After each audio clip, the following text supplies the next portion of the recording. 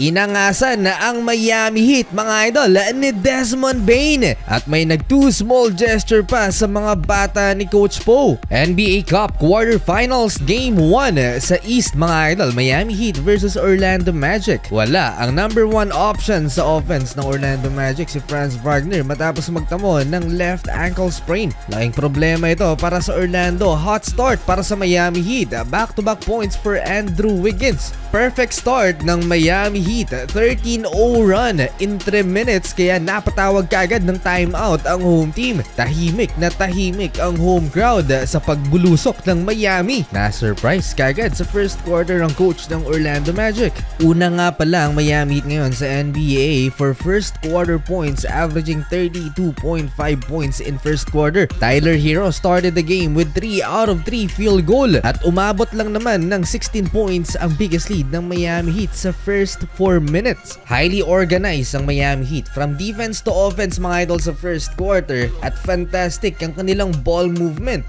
Ito ang first game ngayong season ng Orlando Magic na hindi nakapaglaro si Franz Wagner at tinulungan niya ang Orlando Magic para magkaroon ng 4-0 record dito sa NBA Cup.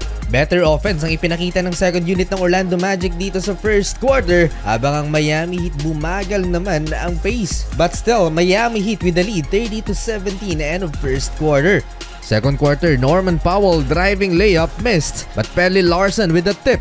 Magic answer, Paolo Banchero drive and kick to Jalen Suggs 3-point basket. Iwan ulit ang depensa ni Paolo Banchero, Triple J, drive and lay up finish. Decente pa ang simula ng Miami Heat sa second quarter kay Lel Ware, solid block kay Tristan da Silva. After nyan, konting aggression ng Orlando Magic inside the paint. Unti-unting natapyas ang lamang ng Miami Heat into single digit. Paolo Banchero and 1. Bihira ang mid-range shot ng Orlando Magic pero naging effective ang kanilang interior offense. Takeover sa Desmond Bane, 7 straight points ay naitala niya mga idol at baba na lang sa isa ang lamang ng Miami Heat, 41-40. Natigil lang ang run ng Orlando Magic nang ipinasok si Andrew Wiggins at naitala ang step back top of the key 3-pointer na to kontra kay Jonathan Isaac. Nag-iisip ng counter adjustment si Coach Eric Spoelstra last 5 minutes nang ma-injured naman si Pelle Larsson, nakaapak sa paa ni Andrew Wiggins. Last 4 minutes ng second quarter, Wendell Carter Jr. for the lead, 47-46 first time na makalamang ang home team. Mukhang naubos yata ang energy ng Miami Heat early in the first quarter at naging sloppy na sa depensa ang visitors. Makailang beses tabla lamang ang laban sa final 3 minutes. Anthony Black step up mga idol, sabay too small yung isa sa bench player ng Orlando. Kumpiyansa ang home team na maipapanalo nila ang laban na to mga idol. Agad silang pinakalma ni Bam Adebayo with a reverse dunk. Papatapos ang third quarter, 57-56, 1 point Miami Heat lead halftime. Third quarter, dikit na dikit pa rin ang laban, salitan ng pagpuntos at salitan din ng kalamangan. Veteranong galawan mga idol, binuli ni Bam Adebayo ang mas malaki sa kanya na si Wendell Carter Jr. and 1 basket para sa Heat big man mga idol. Nagsimula na ring mag-angas si Paolo Banchero sa harap ng bench ng Miami Heat. Matapos ang corner triple na to ni Paolo Banchero, tumingin at nag-stare down sa bench ng Miami Heat at may pa-baril-baril pa. Matapos niya, nagkaroon ng 5-point possession ng Miami Heat dahil na-foul outside the arc ni Desmond Bane si Bam Adebayo. 3 free throws at naimintes naman yung pangatlo na nagresulta sa 3 ni Norman Powell. Miami Heat lead 69-66 at gumawa naman ng 7-0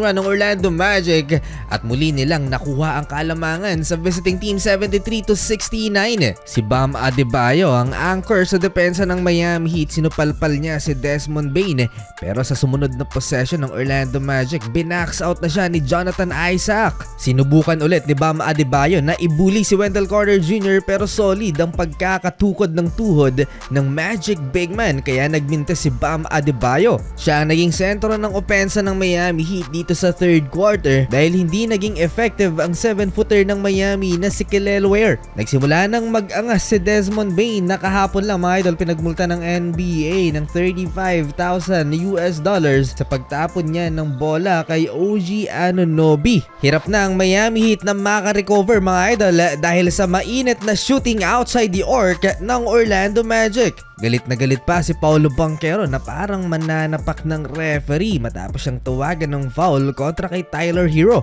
Desmond Bain with his 4th triple of the night, 86-81. Sasagot sana si Norman Powell pero air ball ang nangyari, pinagtawanan ng crowd. Final 20 seconds ng 3rd quarter, Kel'el Ware, first field goal of the game, two-handed dunk, and Goga Bitadze tip layup to beat the clock, 89-83. Anim ang hinahabol ng visiting team. 4th quarter, unstoppable si Desmond Bain, another wing 3-pointer at pinakain si Norman Powell ng kanyang malaking braso mga idol, and one. Hindi pa tapos si Desmond, defensive breakdown ng Miami Heat, iniwan ni Kel'el Ware ang mainit na si Desmond Bain, kaya ayun, pinagbayad ng Miami ng isa pang dress, 98-85, 13-point Orlando Magic lead. Diretso sa semifinals ng NBA Cup ang mananalo sa game na to. Todo reklamo ang bench ng Orlando Magic sa no call out of bounds ni Andrew Wiggins. Nagresulta tuloy yan sa layup ni Jaime Jaquez Jr.